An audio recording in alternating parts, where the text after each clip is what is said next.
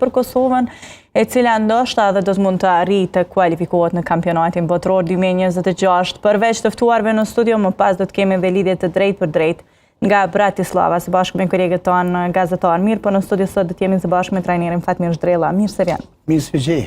Si dhe ndryshe prej herëve të tjera, Zeq Hasani sot në studio bashkë me kolegin gazetar. Mirë se vjen në studio, Zeq. Mirë se gjeta. Po e filloj me ju, zotri Zhdrella. A jeni optimist që sonde do të arrijë Kosova ta sigurojë një fitore në Bratislavë?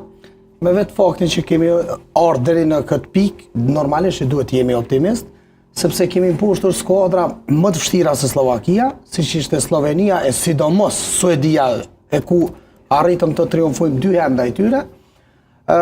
Është na jep një besim të jashtëzakonisht të fortë, edhe morë parasysh që idhulli kryesori i slovakëve Skriniar sot nuk luan qendër mbrojtësi tyre kryesor, pika e tyre kryesore.